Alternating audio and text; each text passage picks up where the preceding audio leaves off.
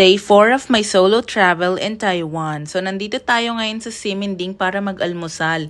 And guys, subukan nyo to si Lolo. I mean, yung tinitinda ni Lolo na pancake na yan. Scallion pancake. At masarap siya, must try din yan. Dito lang siya lagi sa labas ng 7-Eleven. After natin kumain yan, pupunta tayo sa Aichung. Dito lang din sa Ximending. Ang tinda nila yung parang miswa, yung Aichung. And pinipilahan talaga ito, nakita nyo naman. At perfect talaga ito lalo sa maulan na panahon. Bagay na bagay almusalin talaga. After nyan, babiyahin na tayo papunta sa Tamsui Station. And dito natin pupuntahan yung Fisherman's Wharf. Dulong station to ng Red Line train. And ito yung community niyan. Ayan yung neighborhood. So medyo walang tao pa kasi maaga pa and maulan nga. Pero dahil sinusulit natin yung mga araw natin dito, kaya tutuloy natin yan kahit maulan. But first, kumain muna tayo netong custard bun na to. Dito rin pala sana ako sasakay ng ferry boat papunta ron sa Fisherman's Wharf mismo. Kaso hindi sila nag-ooperate ngayon, kaya nagbus ako papunta dito. Ayan na yung bridge, yung magko-cross ka ng bridge. Pagdating ko nga dito, konti lang yung tao, and yun nga, tatawid tayo sa kabila para makita natin yung view.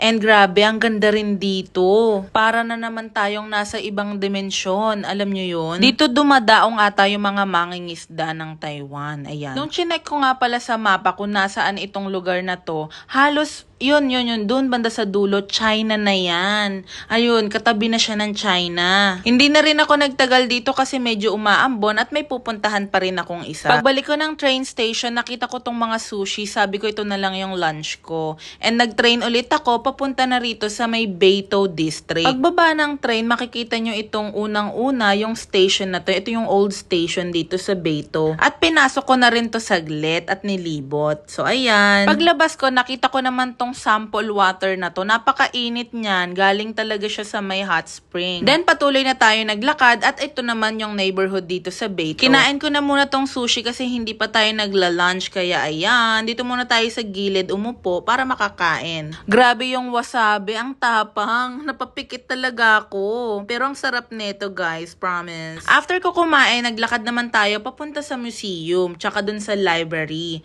So ayan, pinasok din natin yan pareho. Sa museum, dito nyo makikita yung mga sample o yung dating bath. Ito yung public bath nila. Ayan yung gawa sa tiles. So, dyan nagbabath or nag-hot spring yung mga citizen, ganun. Free entrance lang dito, kaya ayan, saktong-sakto. Pwede nyo mapuntahan din yan. After dyan, naglakad-lakad naman ako, papunta naman sa Thermal Valley. Doon na yung merong umuusok talaga na hot spring. Ayan, so may mapa naman dyan. Madali lang hanapin, kaya hindi kayo maliligaw. At ito yung makikita nyo pagdating nyo sa Thermal Valley. Ayan.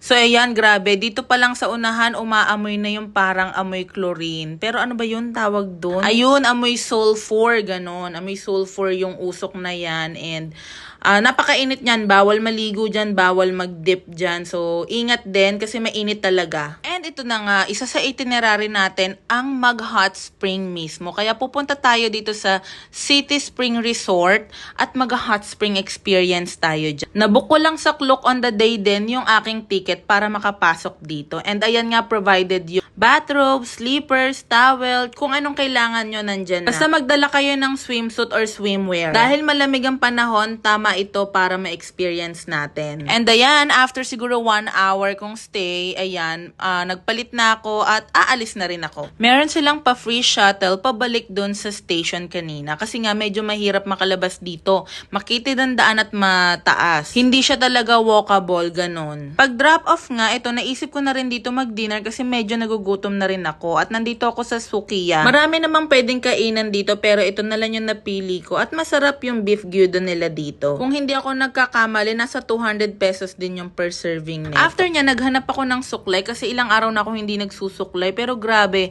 ang mahal pala talaga ng suklay dito. Parang 300 pesos to 500. Kaya ayun, natapos ang trip ko nang walang suklay-suklay. Kamay na lang, ganun. Dahil medyo inaantok na ako, gusto ko nang bumalik sa Ximending at bumili muna tayo ng donut dito. First time natin matatry tong donut. And grabe, ang sarap. Iba yung texture niya, ang chewy. Then, nag-decide na ako na matulog na lang na maaga kasi maaga pa yung tour natin bukas. And that's it for my vlog. Thank you for watching. Bye!